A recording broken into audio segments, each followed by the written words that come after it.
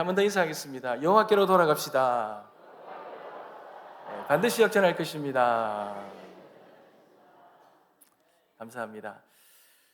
우리 지난 시간에 하나님께서 우리를 향하신 사랑, 그 사랑이 어떠한지를 우리가 살펴보고 있습니다. 그 첫 번째 시간이 하나님은 우리를 끝까지 붙드시는 하나님이시다. 붙드시는 하나님. 우리가 하나님을 붙드는 것이 아니라 하나님의 손이 우리를 끝까지 놓지 아니하시고 붙드시고 우리를 하나님의 그 놀라운 길로 인도하시는 우리 하나님이심을 우리 함께 나누었습니다. 그리고 지난 시간에 우리 하나님은 우리를 앞서 인도하시는 하나님이심을 함께 나누었습니다. 여러분, 하나님은요, 우리가 이 땅에 살아가는데 치러야 될 이 전쟁할 준비가 되어 있지 않는 우리가 이 전쟁 앞에서 두려워서 돌아갈까 봐, 이 믿음의 여정을 걸어가기에 무서워하며 돌아갈까 봐 우리가 주인이 되어 살아가는 우리들의 삶에서 우리가 선택하여 돌아갈까 봐 하나님이 하나님의 주권으로 우리에 앞서서 말씀으로, 때로는 구름과 불기둥과 같은 하나님의 그 신호로 우리를 앞서 이끌어 가신다는 것입니다.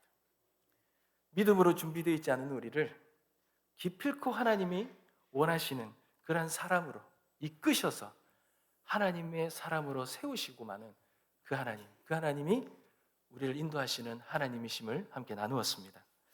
여러분, 그리고 오늘 우리는 하나님이 우리를 어떻게 사랑하시는지, 우리 인생 속에 어떻게 역사하시는지 세 번째로 알아보기를 원합니다.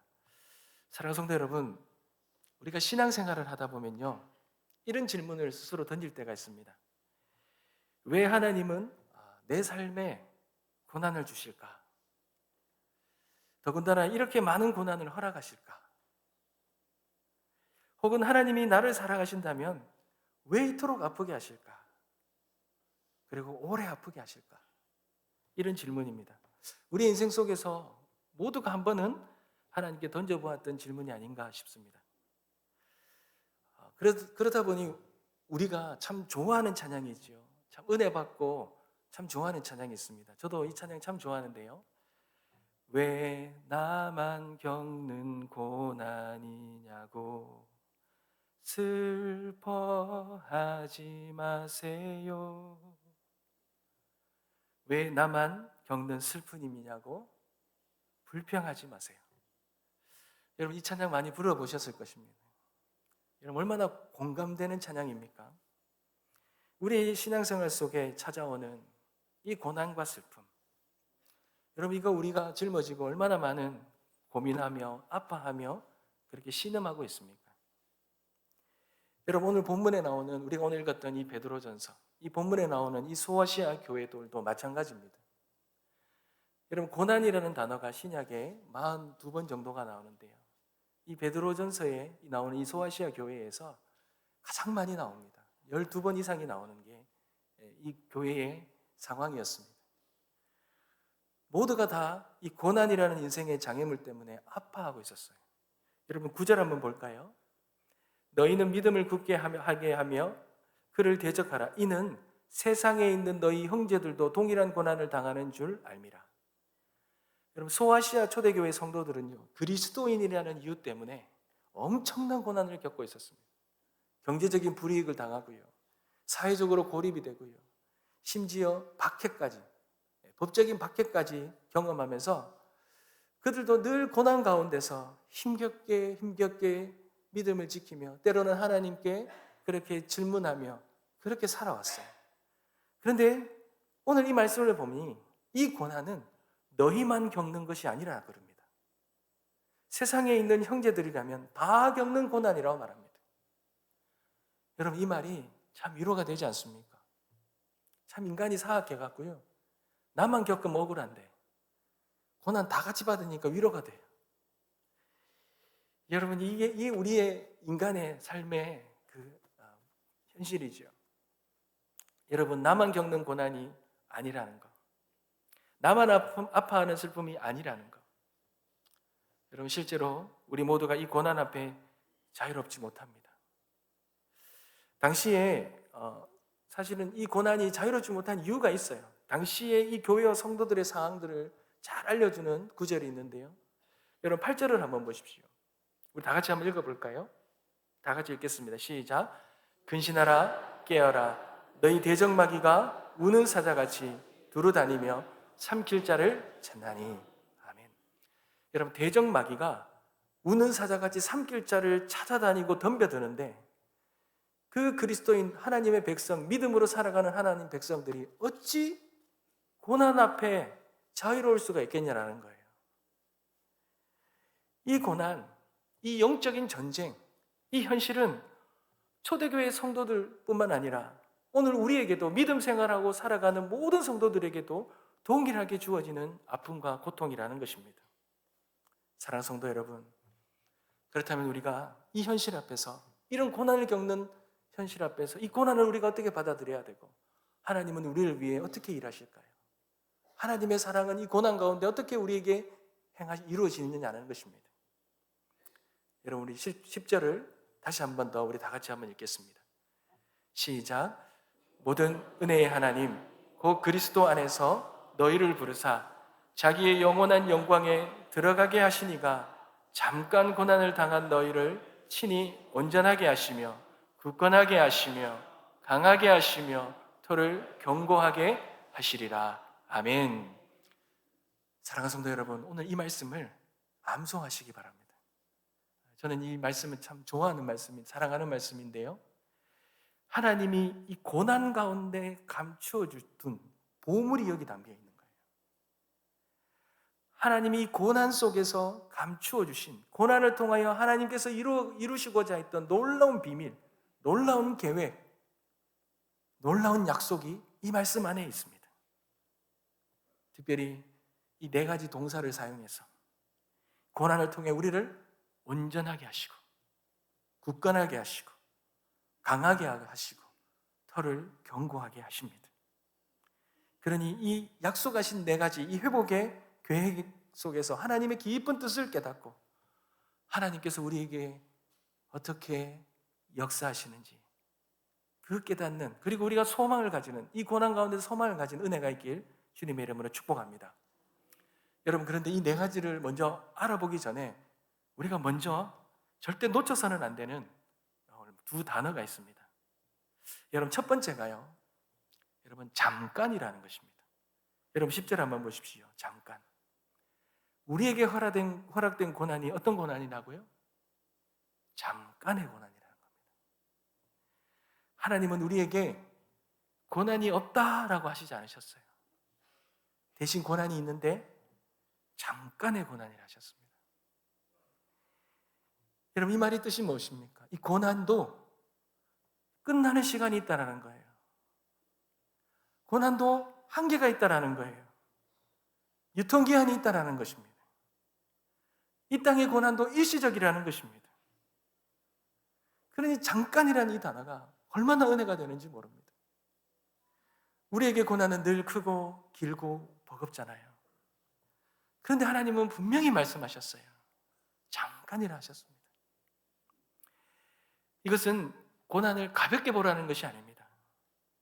이 고난이 하나님의 시간표 속에서 새롭게 정의를 내려주시는 거죠. 이 고난 속에 담겨져 있는 이 목적을 말해주고 있는 것입니다. 고린도후서 4장 17절 말씀인데요. 여러분 다 같이 한번 읽겠습니다. 시작. 우리가 잠시 받는 환난에 경한 것이 지극히 크고 영원한 영광에 중한 것을 우리에게 이루게 함이니. 아멘. 여러분, 우리가 이 고난을 바라볼 때 무엇의 관점이 있습니까? 이 고난이 언제 끝날까? 여기에 우린 초점이 있습니다. 그런데 하나님의 시선은 이 고난을요, 영원한 영광을 위한 준비의 시간이라는 거예요. 우리에게 앞으로 주어질 이 잠깐의 고난과 비교도 안 될 영원한 영광을 우리에게 주시기 위한 잠깐의 시간, 훈련의 시간, 잠깐의 시간이라는 거예요. 하나님은 반드시 지금의 눈물을 지나가게 하십니다. 그리고는 영원한 영광의 시간을 우리에게 허락하십니다. 그러니 잠깐이라는 말씀은 현재의 고통이 지나가는 것, 지나가는 것이니 얼마나 은혜가 있습니까? 그런데 하나님은 반드시 지금의 눈물을 지나가게 하십니다. 그리고는 영원한 영광의 시간을 우리에게 허락하십니다. 그러니 잠깐이라는 말씀은 현재의 고통이 지나가는 것, 지나가는 것이니 얼마나 은혜가 있습니까? 그런데 하나님은 반드시 지금의 눈물을 또한 이 시간이 그냥 주어지는 것이 아니라 이 잠깐의 시간을 통하여 하나님께서는 우리에게 놀라운 영원한 삶을 통하여 우리가 살아갈 때에 필요한 것들을 주시기 위한 그냥 놀라운 은혜의 시간이라는 것을 말해주고 있어요.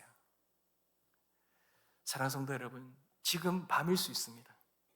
그러나 여러분, 반드시 아침이 온다는 것입니다. 이 고난을, 이 잠깐이라는 단어를 붙들면서 우리 고난이 우리에게 다가올 때마다 잠깐이라는 단어를 붙들면서 믿음의 창문을 활짝 여시기 바랍니다. 하나님의 놀라운 은혜가 임할 것입니다. 그리고 또한 절대로 놓쳐서는 안 되는 단어가 있죠. 친히라는 단어입니다. 친히. 직역하면 그분이 직접이라는 이런 뜻입니다.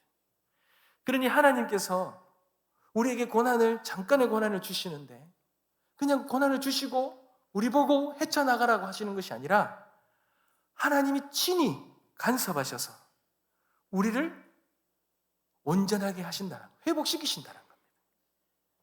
하나님이 잠깐의 고난을 허락하시지만 그렇지만 그 고난을 통하여 하나님이 친히 하실 일이 있다는 것이죠. 내가 너를 다시 세우겠다. 내가 무너진 너의 심령들을 다시 세우겠다. 너를 새롭게 하겠다. 내가 원하는 모습으로 너희를 세우겠다라는 하나님의 깊은 뜻이 여기에 담겨 있다는 것입니다. 사랑하는 성도 여러분, 고난 속에서 가장 필요한 것이 무엇입니까? 하나님의 손길 아닙니까? 그리고 하나님의 품이 아니겠습니까? 하나님은 고난 가운데 그분의 사랑으로 우리를 안으시고 친히 우리의 무너진 인생에 손을 대십니다. 이사야서 43장 1절 말씀처럼 야곱아 너를 창조하신 여호와께서 지금 말씀하시느니라. 내가 너를 지명하여 불렀나니 너는 내 것이니라. 야곱처럼 고통 가운데 삶을 살아갔던 그에게 하나님의 손길이 그에게 임하잖아요. 친히 부르시잖아요. 너는 내 아들이라 세우시지 않습니까? 또 단순한 도움의 손길이 아니라 사랑으로 나를 하나님의 자녀로 소유하시는 그분의 그 손길임을 여러분 잊지 마시고 고난 가운데 하나님의 친히 간섭하시는 그 놀라운 은혜의 손길을 믿음으로 바라보며 담대하게 걸어가시길 주님의 이름으로 축복합니다. 그렇다면 4가지 약속 여러분이 잠깐 한번 볼까요? 여러분 첫 번째 약속이 뭡니까? 하나님은 고난을 통해 우리를 친히 온전하게 하신다 그러십니다. 여러분 본문을 보면 이 온전하게 하다 이 말은요 수리하다, 복원하다, 완전하게 만들다라는 뜻입니다. 그러니 원래의 모습으로 회복하다라는 뜻입니다. 원래 어부들이 이 고기를 잡고 나면 이 그물이 찢어지지 않습니까? 그러니까 그 그물을 수선할 때 사용된 용어가 이 온전하게 하다, 회복하게 하다는 그런 뜻입니다. 그러니 고난으로 인해서 손상된 우리들의 심령을, 우리들의 이 아픔을 원래의 목적과 기능에 맞도록 온전하게 회복시키시는 그것을 의미하는 것입니다. 사랑하는 성도 여러분, 우리는 사회 속에서 우리의 인생이 깨어지거나 우리의 마음이 무너지면 사회는요 우리에게 실패라는 도장을 찍습니다. 하지만 하나님은 절대로 그렇게 하시지 않습니다. 왜요? 하나님은 깨어진 자리를 오히려 그 성숙의 시작점으로 삼으시기 때문에 그렇습니다. 하나님의 고난은 우리를 깨어지고 무너뜨리고 우리를 파괴하기 위한 것이 아닙니다. 그러니 잠깐의 고난을 주시죠. 하나님은 그리고는 다시 우리를 새롭게 다시 지으시려는 거죠. 새롭게 온전하게 회복시키시려는 하나님의 세심한 계획이 여기에 담겨 있는 것입니다. 사랑하는 성도 여러분, 우리나라가요 저는 이제 상경대를 졸업해서 경제를 했었는데 제가 학교를 다닐 때 IMF가 터졌습니다. IMF를 터져서 경제학 공부를 하는 것이 TV에 그대로 다 나왔어요. 여러분 우리나라가 지금 금융이나 이런 모든 부분이 세계적인 수준으로 발전했잖아요. 근데 97년도만 돼도요 큰 기업에는 회계장부 하나 제대로 안 되어 있던 게 우리나라였어요. 근데 오늘날 이렇게 세계적인 기업이 나올 수 있었던 것은 이 IMF가 있었기 때문에 그래요. 사실 IMF는 끔찍한 경제 위기였습니다. 모든 것이 무너지는 거죠. 은행이 무너졌어요. 대기업이 하루아침에 무너졌어요. 여러분, 은행이 무너진다. 상상을 못할 일이지 않습니까? 여러분, 나라가 부도가 난 것입니다. 그런데 여러분, 지금 돌아보면 이 IMF를 통하여 우리나라 경제 시스템이요, 외국의 기관으로부터 강제적으로 대수술을 받았어요. 모든 것을 글로벌한 스탠다드 기준으로 맞추어야 됐어요. 그러다 보니 완전히 새롭게 된 거죠. 세계적인 수준으로 다시 세워지는 계기가 된 것입니다. 우리 스스로 절대로 할 수 없었어요. 그런데 그 위기가 바로 우리를 더욱 새롭게 온전하게 회복시킨 그런 계기가 되었던 것입니다. 여러분, 하나님께서는 때로는 우리의 마음을 고난을 통해 깨트리시는 경우가 있죠. 그 이유가 무엇입니까? 에스겔서 11장 19절에 보면 내가 그들에게 한 마음을 주고 그 속에 새 영을 주며 그 몸에서 돌 같은 마음을 제거하고 살처럼 부드러운 마음을 준다 그러십니다. 회개하지 아니하고 완악하고 돌같이 굳은 마음은 고난이라는 망치를 가지고 깨트리셨어요. 결국은 우리의 심령을 깨트렸어서 부드러운 마음을, 새로운 마음을 진정으로 회개하고 진정으로 예배하고 진정으로 기도하는 그러한 온전한 심령의 믿음의 마음으로 바꾸신다라는 것입니다. 그래야 우리의 이 영적인 상처가 회복되고 하나님의 관계가 회복되고 원래 우리가 창조되었던 그 본래의 모습으로 돌아갈 수 있는 것이죠. 마치 숙련된 의사가 부러진 뼈를 다시 맞추어서 본래보다 더 강하게 만드는 것과 마찬가지라는 것입니다. 사랑하는 성도 여러분, 우리의 삶을 한번 보십시오. 우리의 삶에 하나님이 때로는 건강을 깨뜨리셔요. 이 건강 건드리시면 그동안 우리가 당연하게 여겼던, 우리가 잘나서 살았던 그 모든 것이 다 하나님의 은혜였다는 것을 우리가 새롭게 깨닫지 않습니까? 경제의 실패로 우리를 완전히 바닥에 거꾸로 뜨십니다. 그때 여러분, 우리의 수중의 통장에는 모든 것이 다 비워지겠지만 대신에 믿음이라는 보물이 채워집니다. 관계가 깨어집시오. 철저히 외로워지잖아요. 그때 그 외로움 속에서 하나님의 품이 얼마나 따뜻한지 그때서야 아는 것입니다. 우리의 삶의 모든 게 우리가 스스로 계획하며 나갔던 모든 것을 하나님 무너뜨리고 깨뜨리실 때에 하나님의 일하시는 놀라운 역사를 경험하는 거예요. 우리의 신앙이 어떠한 수준인지를 철저하게 깨뜨려야만 우리의 기도의 자리, 말씀의 자리에 우리가 간절히 무릎 꿇고 나아갈 수 있게 되는 것입니다. 그러니 하나님은 우리를 깨뜨리셔요. 베드로가 3번 부인하고 실패와 절망 가운데 있을 때 주님께서 이 베드로를 다시 세우시잖아요. 뭐로 세우십니까? 네가 나를 사랑하느냐? 내 양을 먹이라. 다시 사명자로 세우시는 거예요. 그냥 그렇게 가서는 이 핍박이 심한 이 초대교회에 복음 전하는 자로 살 수 없는 거예요. 그 바리새인들 앞에, 그 유대인들 앞에 예수님 3번 부인하던 베드로가 어떻게 순교를 각오하고 복음을 전할 수 있겠습니까? 하나님은 그의 이 실패를 통하여, 그 입술의 부인을 통하여 그를 다시 사명자로 세우셔서 초대교회의 복음을 전파하는 굳건한 기둥처럼 세우시는 것이 하나님이셨습니다. 고난이 우리의 삶을 무너지게 할 때 슬퍼하거나 불평하지 마십시오. 하나님께서 새롭게 다시 세우시기 위한 손길의 시간임을 잊지 마시기 바랍니다. 눈물 가운데 반드시 다시 일어나는 은혜를 경험하게 될 것입니다. 여러분, 2번째로 하나님은 우리를 굳건하게 하십니다. 여러분, 여기서 굳건하게 하다는 말은 세우다는 거죠. 굳게 고정시키다는 말입니다. 건축물을 받쳐주는 버팀목이나 지지대를 설치하는 것이죠. 여러분, 고난 가운데 고난의 가장 큰 특징 중에 하나가 무엇입니까? 흔들리는 거예요.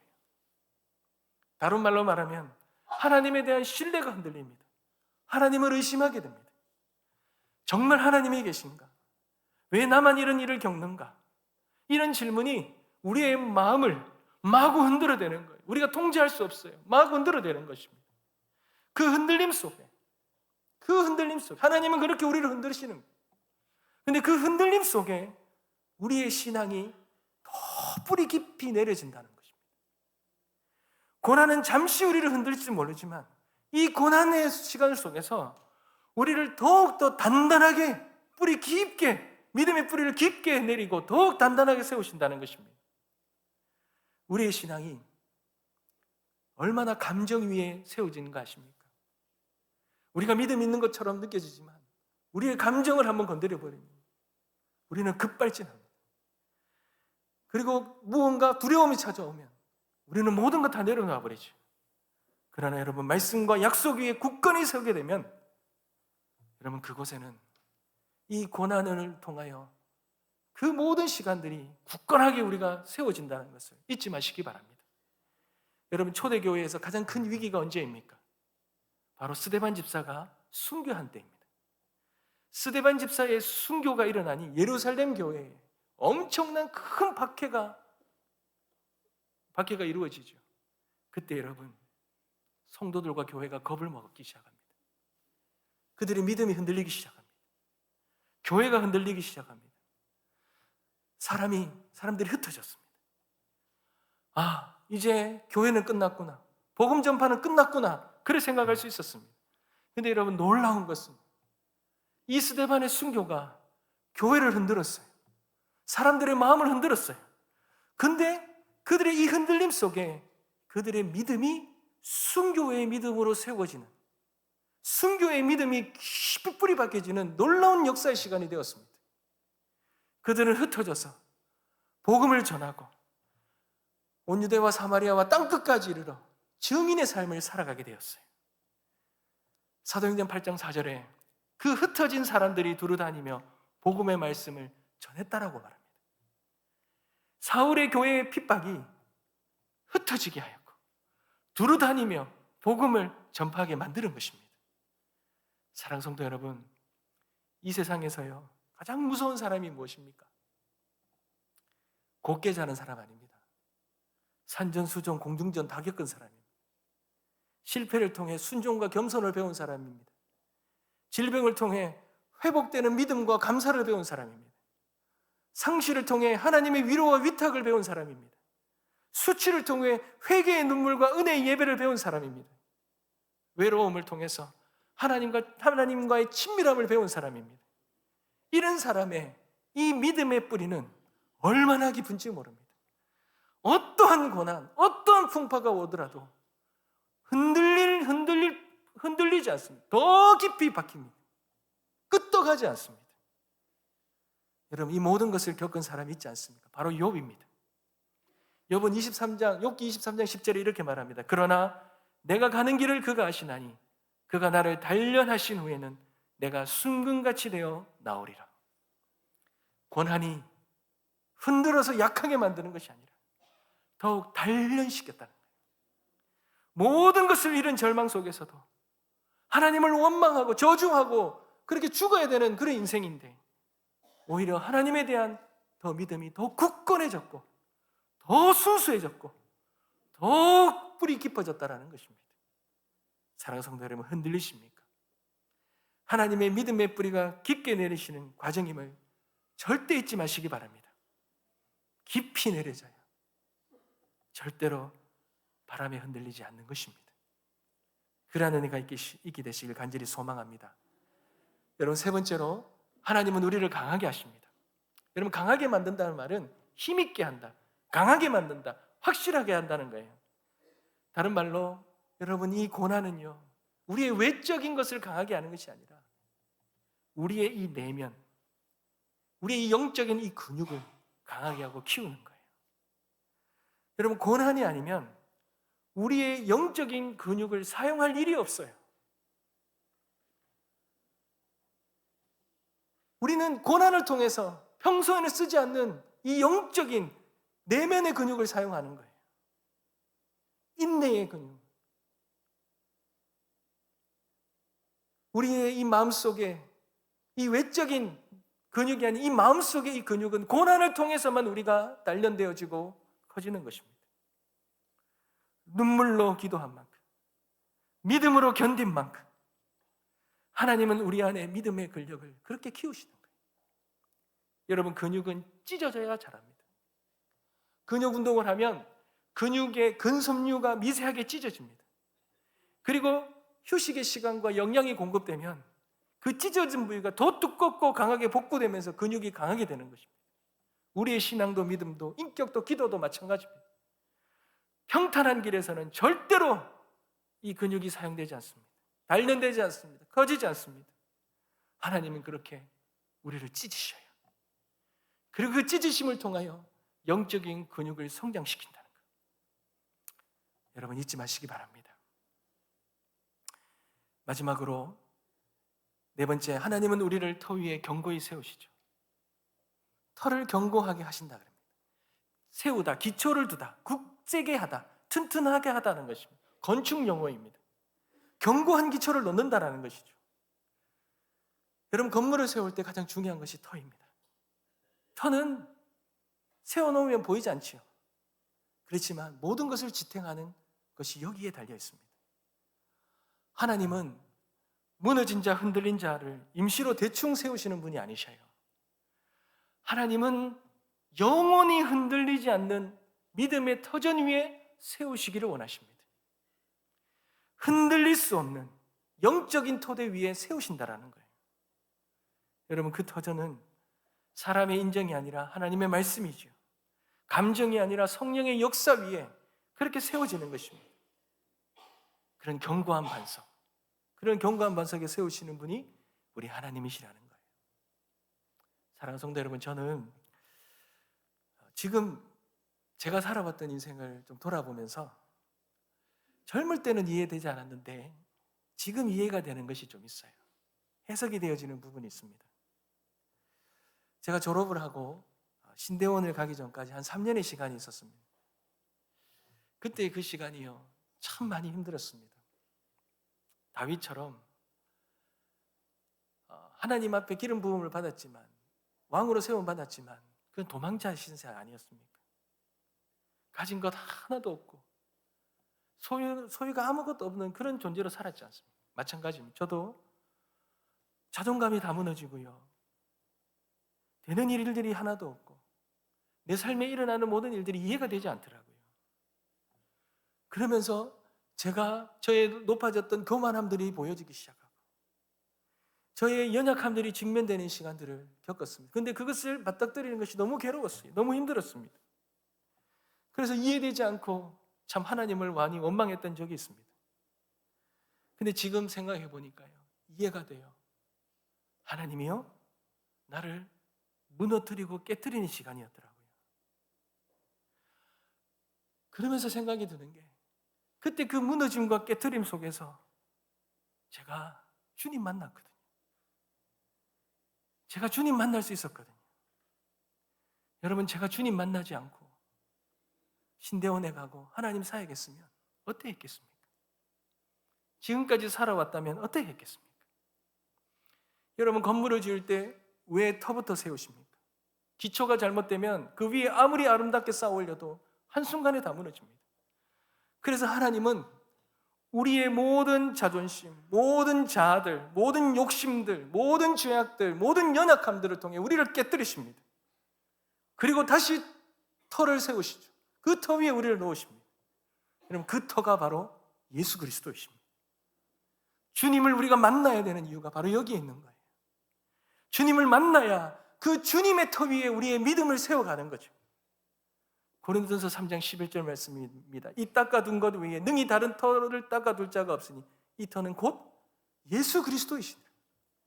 주님을 만나고 주님이라는 터 위에 우리의 인생과 믿음을 세워야, 그래야 우리의 인생에 어떠한 고난, 어떠한 아픔들, 어떤 어려움들이 있더라도 절대로 흔들리지 않습니다. 우리가 주님을 만나야 되는 이유가 여기 있는 것입니다. 여러분, 아직 주님을 만나지 못했다면 주님을 만나도 기도해야 됩니다. 아니, 주님 만났다면 감사해야 됩니다. 주님, 만난 그 주님 위에 우리를 터를 세우시게 하셨다는 것, 이것이 하나님의 은혜입니다. 여러분, 사도 바울이 그가 그런 열방의 복음의 자로 설 수 있었던 것은 다메섹 도상에서 하나님 만났고 그 만남 위에 그의 인생과 삶, 사역을 세워갔기 때문에 그는 열방을 하나님께로 인도하는 놀라운 열방의 빛이 될 수 있었던 것입니다. 사랑하는 성도 여러분, 하나님의 그 견고하게 세우시는 그 은혜를 주님 만나서 주님 위에 세워가는 저와 여러분 되시길 주님의 이름으로 축복합니다. 사랑하는 성도 여러분, 말씀을 맺겠습니다. 사랑하는 성도 여러분, 하나님은 고난당하는 모든 신자들에게 변함없는 소망을 주십니다. 고난 자체가 영광이 아니라 이 고난을 통해 우리에게 놀라운 은혜를 주신다는 거죠. 여러분, 이것이 과거 일만이 아니라 앞으로 미래에 일어날 일만이 아니라 오늘 우리에게도 이루어지고 있습니다. 여러분, 고난을 낭비하지 마십시오. 고난 안에 하나님의 손길이 있습니다. 고난의 의미를 물으십시오. 그 속에서 빚어가시는 하나님의 뜻을 구하십시오. 낙심하지 마십시오. 하나님 앞에 나오십시오. 그리고 우리의 마음을 들이십시오. 그럴 때 주님 위에 하나님이 우리를 다시 세우실 것입니다. 우리를 더욱더 견고하고 온전하고 강하고 그렇게 터 위에 굳건하게 세우실 것입니다. 사랑하는 성도 여러분, 모든 신자들에게 주시는 변함없는 고난 가운데 주는 이 은혜, 우리가 겪고 있지만 고난을 새롭게 생각하고 고난 속에 감추어준 하나님의 놀라운 은혜를 다 깨닫고 나아가는 저와 여러분 되시길 주님의 이름으로 축복합니다. 찬양 드리겠습니다.